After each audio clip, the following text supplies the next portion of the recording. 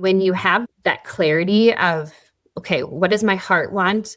And how does my head make that happen? I feel like everything after that is just so clear, because if you can decide what's the best decision to serve those needs and those priorities, and you feel really good about those needs and those priorities, it's just so much easier to march forward and make a strategy and to make a plan, no matter anybody else thinks. Hi there.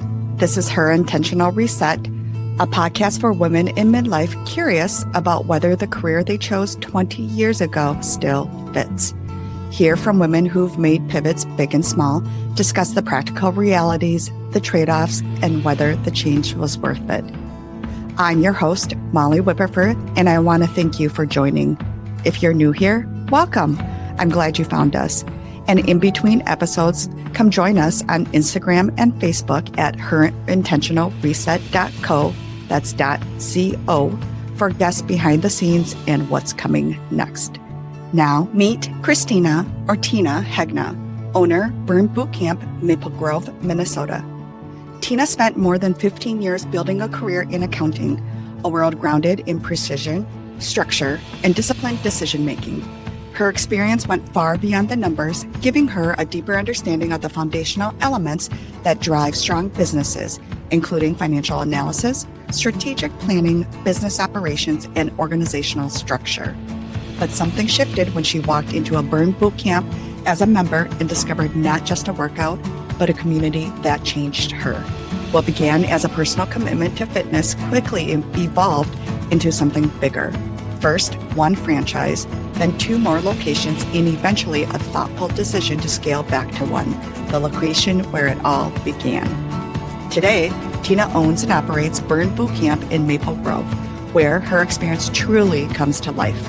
She brings together the strategic, analytical mindset she developed over her accounting career with the passion and purpose she's found in fitness and community. It's where her head and her heart align, leading a team, supporting her members, and building a business that reflects both discipline and connection. Outside of the gym, Tina and her husband are raising 3 boys and continuing to shape a life that feels both intentional and fulfilling. I'm excited for you to hear Tina's story.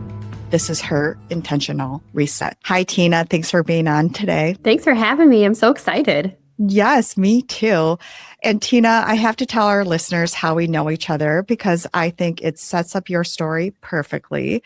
You owned what I call my happy place, which is Burn Boot Camp. You were the franchise owner, so I had a front row seat to see what you've built. So take us back to how you were introduced to Burn and what you were doing at that time. So I started at Burn as just a member first. So I, similar to you, had that front row seat from that member perspective first. And while my life was transforming, I saw others being transformed around me as well. And we had all different walks of life in the gym, and that's still true today. And so my first career and what I was doing at the time was I had a corporate job. My background's accounting. And all of a sudden, I felt the entrepreneurial spirit I've always had get tapped a little bit as I learned that Burn was a franchise. I didn't know that at first. I was just a young mom wanting to feel good from the inside out. And now fast forward and I'm an owner. At what point do you start looking around and start thinking like, oh, wow, I could run this? Well, funny enough, I actually assumed I'm not the only one thinking this and feeling this, and I should own when I open one too. And so it was surprising as I got further down the process that not everybody wants to be an entrepreneur. So when I say it tapped my entrepreneurial spirit, it was like I had that already, and I had the accounting and finance and just general like corporate kind of background, business affairs, that sort of thing, where I had that experience coming in and I just needed an application. You know, I needed something that was going to light me up, set my soul on fire. And it took me that many years, you know, into my young 30s to realize that was it. You know, it touched on my values, my personal mission, my personal why. And so the light bulb turned on and all the dots were connected that that's what I should do. And then, especially as I learned that it was a franchise, there's a certain way you navigate that as well. And so it just sort of came together for me in that way, using what I already had in me to be excited for that opportunity. So for those that are not familiar with Burn Boot Camp, give us a little background on the gym and how it's different or why you connected with Burn Bootcamp? Yeah, I love talking Specifically. about this. This is my favorite Mhm. question. I usually ask how much time do we have, but right now I know I have the time. But to still give you the shorter version, we inspire, empower, and transform lives through community fitness. So we are group fitness. We're led by personal trainers that really get to know you. And by getting to know you and each person in the room, it creates this amazing community where you're not just there for the workout, but you really are for the community because we created such a great space that you want to go there. You said it yourself. It's your happy place. And the Mhm. workouts do kick your butt. You do feel really good. You see the transformation, but it's not just the physical transformation. So what I love about it is that the workout and that physical transformation becomes the vehicle to just like a whole body transformation, the body, the mind, the spirit. And really what we're looking for or looking to build, not just muscle, but it's that confidence that every Yeah. person inevitably feels. And that's what I really noticed in the room when I looked around the space. I just kept thinking, wow, all of us are coming here to feel good and to feel better and to walk away more confident and to live this happy life, whatever that is when you leave the gym. We have a Yes. saying that physical fitness, physical movement is a universal language because we're all human and we're all moving our body. And it's just become like this sweet, safe space to just focus on that. Busy moms, parents, anyone that has like a lot going on in their life, a very full plate. This is 45 minutes for you to just focus on yourself. You walk in, get told what to do. So again, that's that personal training aspect, but you're with just this great community of really like-minded people. So it's definitely special. How many Yeah. gyms are there? We have about 400 burn boot camps across the country.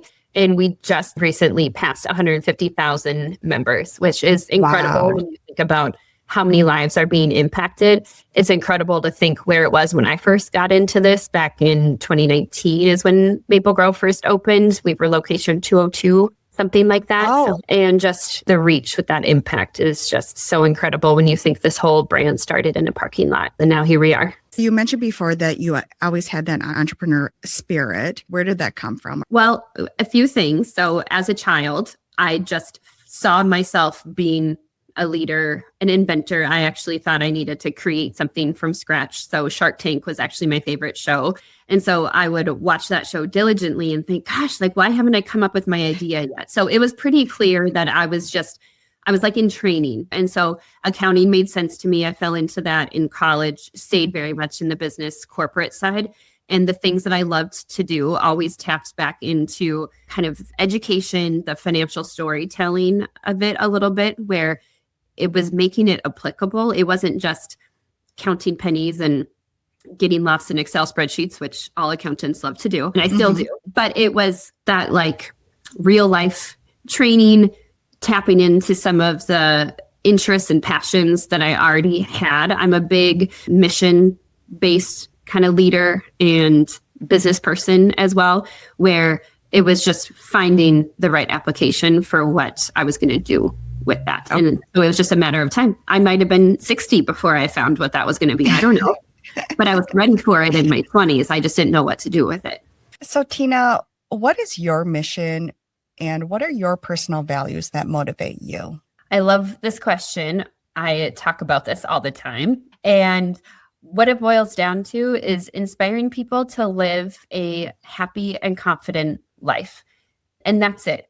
Everything should roll up and sum up into that. I think when people are authentically and genuinely happy and confident, you can do extraordinary things in whatever capacity you choose to do that in, whatever your beliefs are, whatever activities you enjoy. If you are confident and happy, anything is possible. So you are all bought in, but what did that conversation look like with your husband? Like, hey, I've got this idea. What did that look like?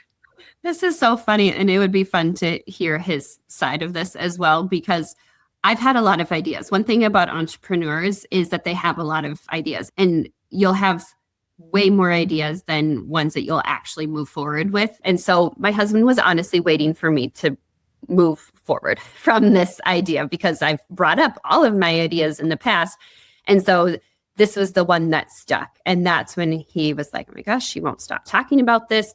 And so after that, it was just, let's figure it out. Let's get the information. So what was that process and what was that timeline with franchise corporate? So the timeline, I would say, probably follows a similar path, no matter what franchise you're buying into, because essentially you're applying to use their brand, their products. It's almost like a license, so to speak. And so you have to get approved and you have to prove to them certain things that you're a right fit for their brand. So much of it was just learning what those requirements were. But certainly some of it came down to the financial aspects as well. Any business, especially like a brick and mortar business, takes a pretty significant financial investment, but they do a lot of coaching along the way to give you some resources. I had a really well-paying job in the corporate space. And actually, my original vision starting out was I'm going to keep my full-time job and then I'm going to start this up and see how I do.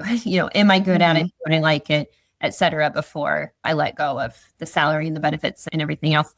Fast forward now, I do get to do it full time, which is great. But that was a huge part of the preparation was, do we have the financial wherewithal? And how do you make that happen? And so we financed it with a small business loan and some of our own financial resources. Any franchise, you're going to buy into it. You pay a fee just to be able to use the brand. And so for Burn Bootcamp, you buy a territory. And so you're buying the rights to put a Burn Bootcamp in that area. After that, now what's fun about it is it really is like a startup company. You're looking for the real estate. You're working with your architects and engineering and blueprints and all that fun stuff to design your space, which was actually a lot of fun, but not where my accounting background came in as much. Like I was learning and asking a lot of questions along the way. And then you're chasing a moving target in terms of like real estate and construction based. What does that timeline look like? And now you're hiring and getting ready to set a grand opening date all at the same time. But what's really cool about a franchise is, yes, you're buying into it. And yes, you're doing lots of things on your own to make it feel like a startup, but you have all these great guides too. So that's part of what you're into, is that almost like a turnkey concept. Every franchise is a little bit different for how involved they are in that startup process. But being part of the franchise, you're given so many things from a branding and marketing concept. You have so many assets, so many great things that where I might have been lacking and didn't know those things coming into a business, so many tools were provided. So you were working still as an accountant full-time, and then you opened Burn Bootcamp. At what point did you decide to leave accounting? Well, I would be remiss not to mention where we are on the timeline now, because we opened Burn Bootcamp Maple Grove in April of 2019. And then, as everybody knows, March of 2020, the whole world changed going through COVID.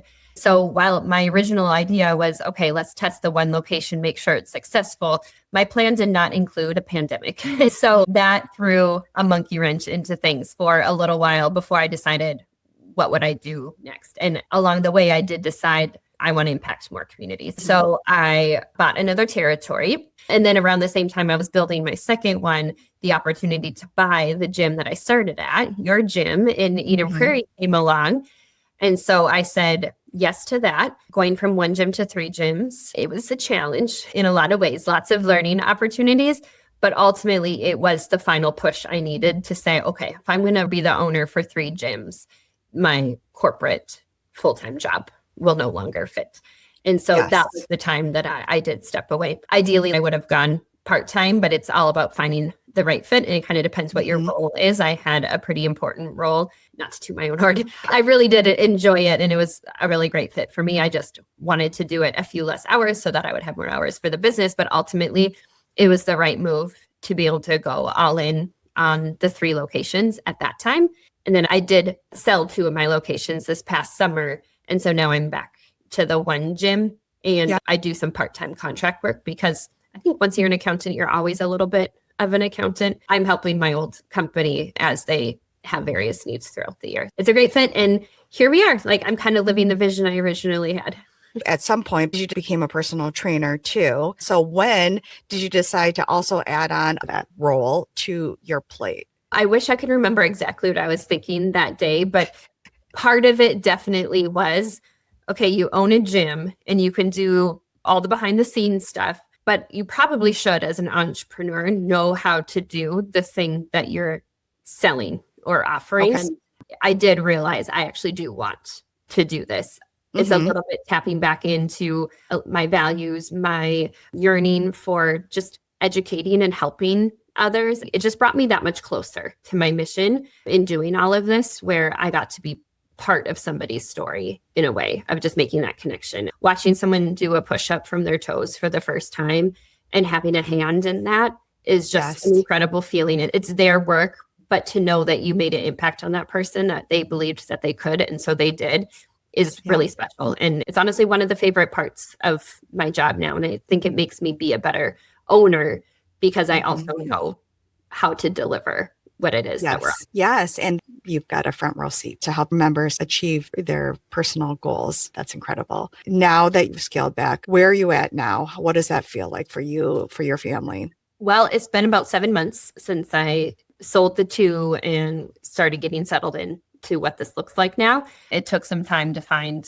that new rhythm a little bit too. It took a little bit of time to just recover and catch my breath after a transaction like that ×2, because I also sold both the gyms at about the same time. And so then it took a little bit of time to just plug back in to the one gym. And it was a little bit of reflection of, how do I do this again? Because the last time I only had one location, one business. I also had my full-time job. And so even that was a little bit different. And so it's been a little bit of a journey of just redefining, what do I want to be like now as the leader of the one gym? I didn't want to come back in and now I'm like taking people's jobs away from them because I have time now only having the one gym. I wanted to be very logical and strategic about it, use my strengths and giftings, but also do plug back into what the business needs are as well. Because as you can imagine, going from one gym to 3 gyms, even that one original gym that was doing well, they now had to share me. I was missing out on things within that original gym community too. So there were many things that I just needed to relearn a little, rediscover,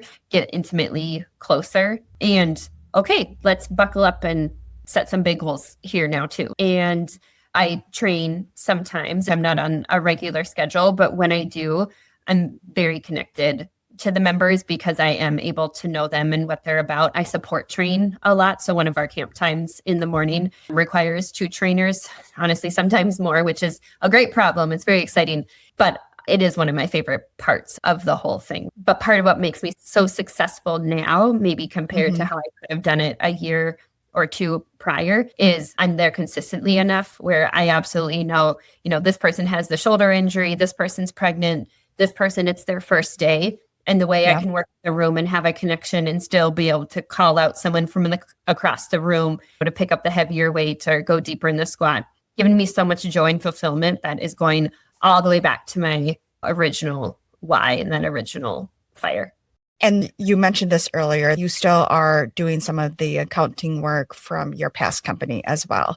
Yep, part-time. It's very flexible and it's a little strategic with my CPA license and keeping that active. But the financial support helps. Anything in an entrepreneurial setting, if that is your livelihood, I mean, you're very much tied to the ups and downs of the business. Yeah. For people that are considering to open a franchise, do you mind talking about what the investment look like to build a franchise in the gym or fitness world? Yeah, absolutely. So most of the time, you'll get more information from what's called a franchise disclosure document.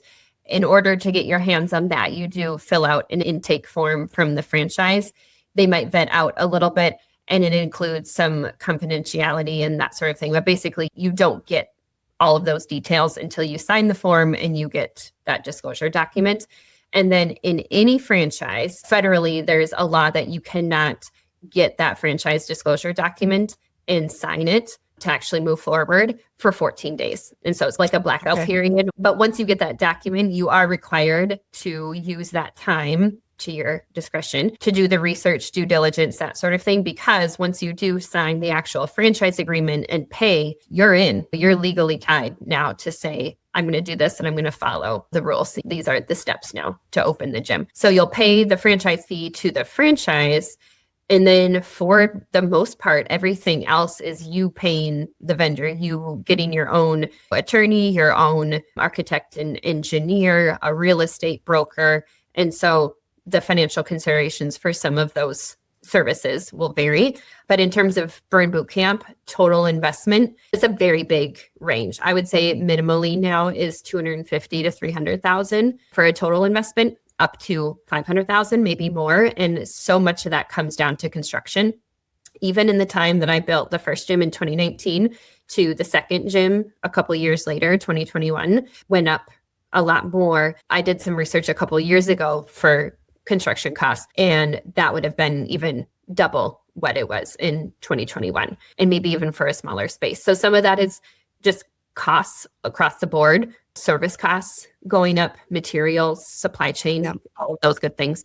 So back to the financial considerations as an owner, talk us through the short-term and long-term ways that owners are paying themselves. Walk us through what that looks like. There are so many different options for how an owner can pay themselves or not pay themselves, or how they take away, whether it's from the bottom line or an actual paycheck. So I'll talk about mine, and part of how I told my husband this was going to work. I was like, oh, this business is going to run itself. We only need like 5 employees. Here we are with about 20 employees for one gym.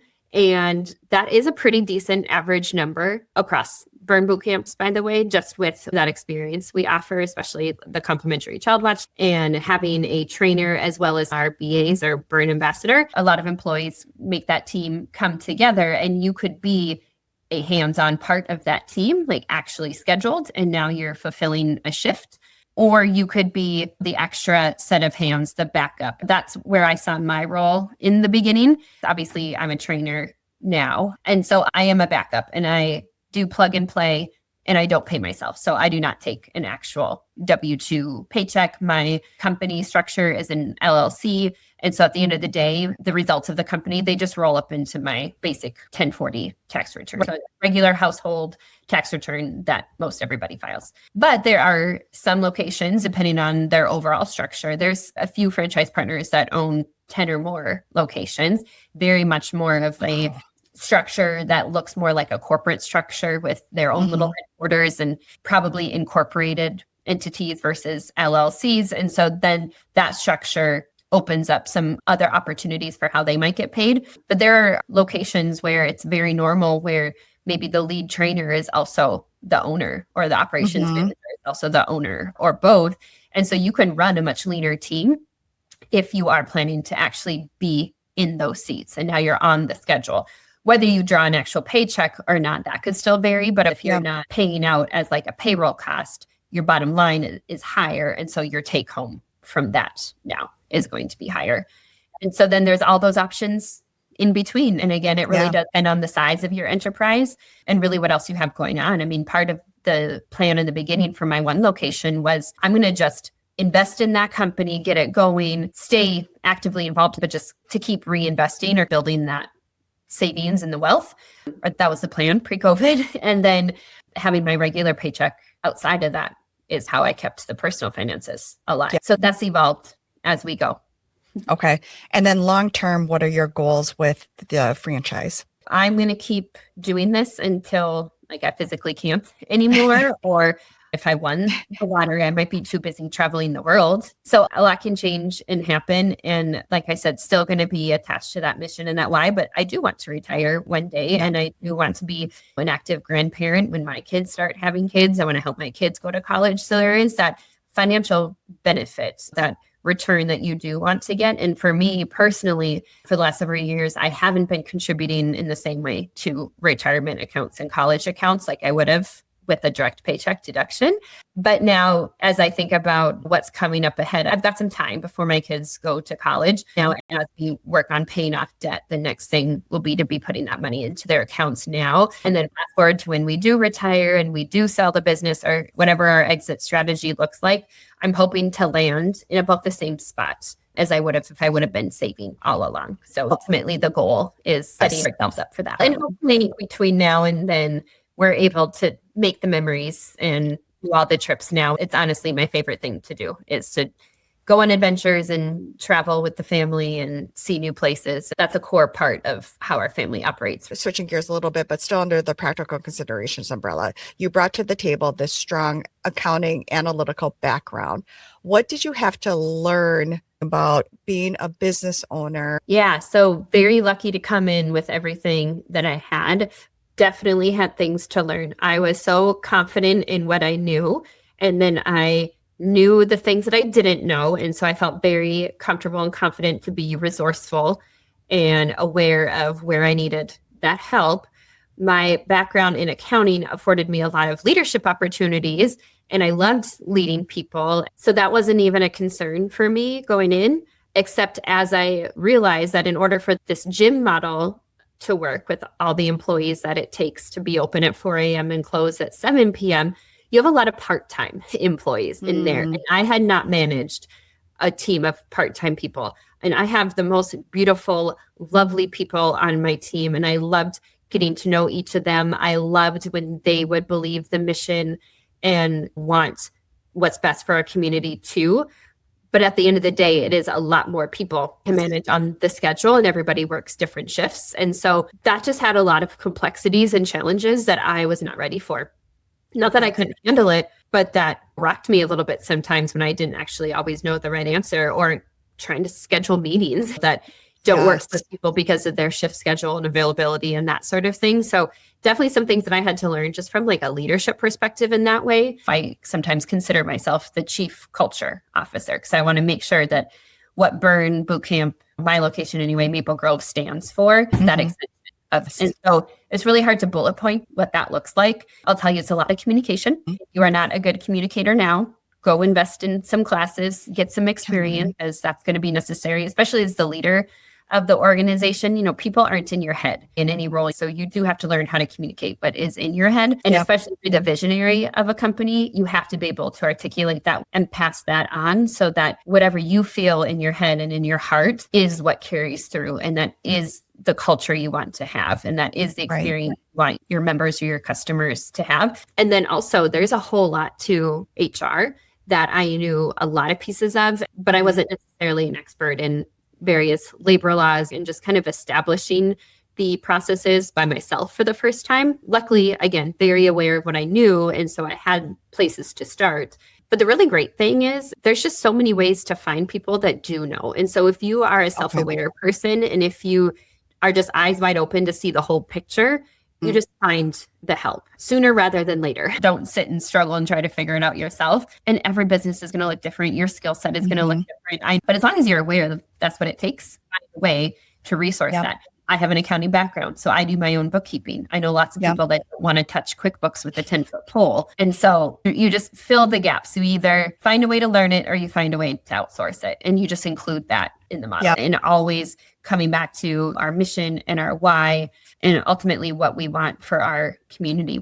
Transitioning gears a little bit, I want to ask you, you wear so many different hats. What do you think are some of the strengths that helped you achieve all of this? What I wrap it up into is I think I'm very in touch with my heart and my head alignment. So I lead with my heart in a lot of ways, but you have to have a smart head that goes with it. And what that looks like for me is I'm just a very genuine person. I'm genuine in how I choose my livelihood and who I attach myself with and who I do life with. One of our values at Burn Bootcamp is putting people first. And I wholeheartedly believe in that, especially as it relates to my family and putting my family first and letting that be a driving force in how I make decisions.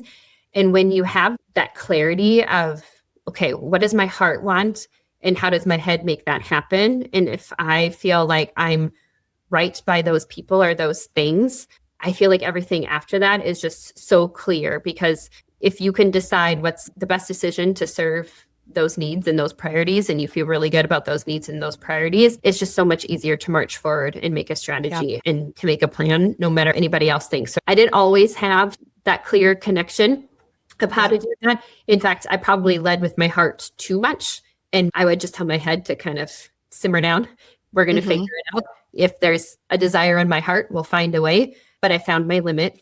I talked about that before with finding my line, and I crossed that line. And so I had to bring my head back into play and get better alignment of the two. But still, very much I need to do things that feel right by my heart. I love that. I also think that we sometimes see ourselves different than how others see us. And most of the time, especially as women, we undersell our strengths. So I do want to share what your husband, Harlan, and what your sister had to say about your strengths. So bear with me. This is from Harlan. And it's like you guys are on a dating show where they ask a question, then you have to guess what the other person will say. So right off the bat, you guys would win the dating show. Okay, so this was his response. This was actually an easy one.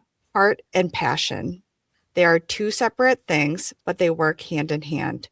Since the day I met her when we were 17, she has had one of the biggest hearts of anyone I've ever known. She's one of those rare people who genuinely cares about others and pours her whole heart into them. That passion came over time. Eventually, it landed on Burn Boot Camp because it perfectly aligned with her passion for helping people. Once she found that path, everything clicked. When you truly know your why and you're passionate about it, it becomes your biggest strength. It's easy to run a business when things are going well, but it's a lot harder when you face adversity, especially if you don't know your why. When your why is rooted in your passion for the mission and a genuine care for the people you serve, you don't have a choice but to keep pushing forward when adversity hits. Especially fun for me is watching Tina's growth since we first started this burn journey. In the beginning, the heart was completely exposed. Over time, she has found a way to still lead with her heart while also leading with her head, and honestly made her an even more effective leader. I love that you two were so on point with your philosophy. So what do you think about that? I didn't even feed him those lines. We have been together for a very long time, and this does happen a lot where we have the same thoughts. And I knew he would say some of those things about my heart, but it is really cool that he's seen the journey the same way that I've lived it, with bringing my head back into play. Yeah. Well, we have one more. So this is from your sister, Stephanie. So I think Tina's superpower would be to find the optimism and positivity in things that other people might classify as challenging or difficult. She understands that things are challenging and difficult, but she finds that silver lining and the positive outlook to really keep people motivated and energized and working together. Is it going to be hard? Yes. Is it going to be a challenge? Yes. But to find the positivity and the optimism in something so hard makes everyone strive to be just a little bit better. And it's enduring quality of someone that is a leader of an organization. What are your thoughts when you hear Stephanie's feedback? Yeah, so she is in a unique role because she's my sister, but she's also my lead trainer, my right hand, basically from the beginning. So she's had that front row seat to see the journey as well. We spend a lot of time together, obviously as sisters, but also as coworkers, and we're part of that same mission together. And so she does have the front row seat to see what she described in action, because we're constantly looking at our goals and how are we going to get there. And the exciting thing for me is that she's just as excited as I am. So lots of those things she said, she has those qualities too. But it does circle back to, she does see the way I think, in way of that yes and type of approach, where it is like, okay, yes, we have an opportunity here. We get to figure this out. We get to find a solution. Right now, we're chasing down a big milestone. And so it's very much like, okay, this is where we're at, and this is how we're going to get it. This is our opportunity. This is what we need. We're not out of the game yet. This is what we have to do. And so I like that she sees it in that positive way. Yes. Well, heart and passion and optimism and positivity, those are the key words that even in this conversation, I see it's who you are. I definitely see that. I also think it's amazing. Like, I'm a big believer in choose your people, and you've got some incredible people in your corner. And it's definitely something I recognize and I don't take for granted. But what I would encourage anyone else thinking about being an entrepreneur, or whenever you're making a career change, is how that's going to impact the people around you and who's going to be with you on that journey and along for the ride. All right. So switching gears to this rapid round. So because we are not all just career women, we are also juggling all the things, family, kids, our own self-care. I'm going to ask you some quick questions along all of those themes. Nothing too heavy, just real life stuff. Okay. Do you have a favorite go-to family meal or recipe? Oh my gosh. I took a hiatus from creative meals and elaborate meals. Pretty much everything I make involves the air fryer and or frozen meatballs. We decided to set a schedule. We have this huge blackboard in the kitchen on the side of the cabinets. And every single week we write out the menu. Okay. It's almost the exact same. Like meatball Monday, some sort of taco thing will be Tuesday. Sometimes it's beef, sometimes it's chicken. And then Wednesday or Thursday, there are a little bit of where the variation comes in, but I really only have like 4 or 5 other things that might be in that mix, and probably 2 of them involve chicken nuggets, Brenner, breakfast for dinner. But honestly, my kids are just eating the food, and we're really big on fruits and vegetables. So I do feel good that they're eating like quality food and good nutrients and all that kind of stuff. But I'm not creating new meals all the time, and we don't have a lot of variation. Friday is always for like almost 6 years now, Pizza Friday. And it just takes out one decision. So for me, to be able to like pour my energy to things that like actually matter, stick to the basics, and maybe one day in the future, I'll change it up and I'll get to cook different things again. But for right now, this is what works for us. I will say I do make one nice meal a week, and it's steaks just for Harlan and I. So steak Sunday, I started doing a few months ago. So we get a good cut of steak, and it's just for he and I, because the kids don't want anything to do with it. So I'm not going to waste this good steak on them anyway. So that's kind of how we get through the week. I love the thought process of setting out that menu because it's one less decision to make. And I asked this question because I dread this question every single night, where it's like I'm that hamster on the hamster wheel being like, oh my gosh, are we doing this again? Didn't we just have dinner? Okay, final kids question or family question. Do your kids do chores, and is allowance tied to it? They've been doing chores for a while. I have 3 boys, like we've talked about. They have been cleaning their own bathroom for a little while now because they need to. If you have boys in your house, you know why. And I'll spare all the other details. But it started with them having the cloth. I have the spray bottle with the cleaner. So I spray, they wipe. When they're complaining about how hard it is to scrub the toothpaste off, that's a learning opportunity. You know what you can do to avoid that in the future? Anyway, so that's how it started. It probably actually started picking up dog poop or feeding the dog, something small. And now we've layered on. And just very recently, we started an actual allowance for the older 2. That's $5 a week. So it's not a lot of money, but it is initiating a conversation with them about managing money, a little bit about budgeting, learning the value of a dollar. The little guy, he'll be 7 in June, and he knows that coming this summer, he'll be starting to pick up dog poop too, because they need to be a certain size. Yes, the chore needs to be appropriate with their age and capabilities. Switching gears to just what inspires you. Is there a favorite book that you have? There was a book that I read a number of years ago. It's Brene Brown, Gifts of Imperfection. I got it at the audiobook, and I would listen to it while I ran and trained for my half marathon.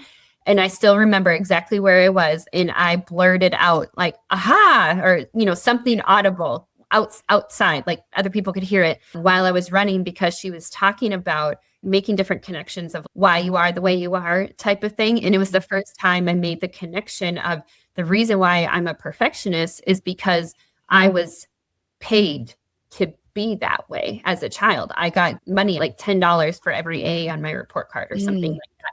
And so I was striving for the reward, probably some other things attached to that as well, but just from a young age. And so I just felt seen, and I understand why I am the way I am now. I'm a big awareness person, like self-awareness.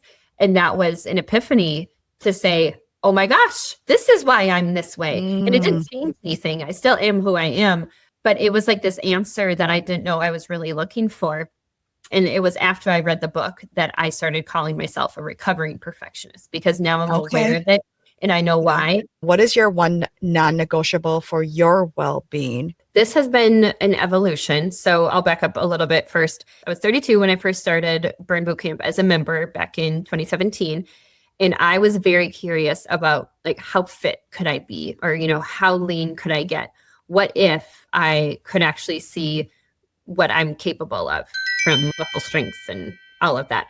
And I wasn't a complete crazy person about it, but I definitely was meal prepping and lots of dedication to the cause. And I still look back on that time fondly. I think I did it really well. I wasn't obsessed or too strict about it, but it's evolved over time depending what chapter you're in. So I turned 40 back in June, and it's honestly my favorite age so far. Everything makes sense to me now. I'm very in touch with myself and what makes me happy, what brings me joy and confidence. and my priorities are straight. And so with that, the way I do life right now is to listen to my mind and body more than I ever have before and giving it what it needs. And you should absolutely move your body every single day. Not choose joy and sit on the couch with potato chips because that's what brings you joy. There is some responsibility. You do have to put in effort to take care of your body. You only have one life. I'll get off that soapbox.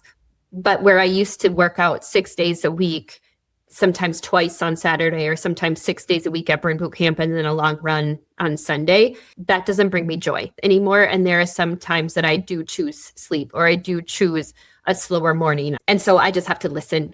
And that's the non-negotiable part, is making sure I'm doing right by those things. And sometimes my joy is taking the rest day, even if my workout clothes were laid out the night before and I had every intention to go. But today I needed to be home. It's great that you're able to give yourself permission to follow through with what you know that you need. Well, Tina, thank you so much for this conversation and sharing your story. I really appreciate you being so honest about all of it. What stands out to me is that you didn't just build something, you built it, you scaled it, and then you intentionally chose, okay, what fits best, and you made it work for yourself and for your family. If people are interested learning more about Burn Boot Camp, what can they do next? Well, like I said, there's 400 locations nationwide. So depending on where our listeners are, hopefully there's a Burn near you. There is an app and you can do Burn Boot Camp on demand, which is a fantastic platform. But coming in to the gym and experiencing everything with the community and that sort of thing, definitely go to the Burn Boot Camp website and search for a location near you. I'm in Maple Grove, Minnesota. There's 8 in the Twin Cities.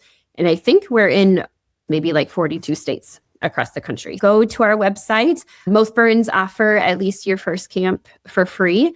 But coming up here in a couple of weeks, the week of April 20th, we actually have at most locations across the country doing what we call a free week, Start Strong week. So you get, for that particular week, all of the camps are free to come in and give us a try. And you'll sign up for that on our website as well. Sounds good. We will link your gym and Burn Boot Camp in the show notes. Thanks so much, Tina. Awesome. Thanks for having me, Molly. This was fun. Great. Thanks again. And to our listeners, if this episode resonated with you, subscribe on your preferred streaming platform so you never miss a conversation, and share this with one person who needs to hear it. Every subscribe and share helps the algorithm get the show in front of more women who are asking the same questions that we are. This is how we grow this community together. And most importantly, remember to explore on your own terms, because nothing changes if nothing changes. I really loved my conversation with Tina. It was such a great way for me to get a peek behind the Burn franchise. I have to admit, when Tina was looking to sell her Eden Prairie franchise, I did consider it for a hot second. I brought up the idea to my husband, and basically he quickly laughed at my face and said, absolutely not. Some backstory, my husband and I, we actually did have a franchise in the food industry in our early 30s. It was very stressful and a huge learning experience for us both. My husband and I have decided for my second act, we're not willing to take on that initial financial risk or a large investment from our pocketbooks. Just listening to Tina's story about the passion and the heart that she has for Burn's mission. My husband and I, we are in the food sector, and while I personally love the product, I was not nearly as passionate about it as Tina is with, again, Burn's mission and values and how it really aligns with her mission and values. If today's episode got you thinking about your own career, your own pivot, your own version of what enough looks like, I'd love to keep that conversation going with you. The best place to do that is sign up for my email list at herintentionalreset.com, and you'll get the latest episodes as they drop, additional resources, and access to our community forum where women are keeping these conversations going in between episodes. Your questions and what you're curious about will actually shape future episodes, so I really want to hear from you. Sign up at herintentionalreset.com. I'll see you there, and I'll see you next episode.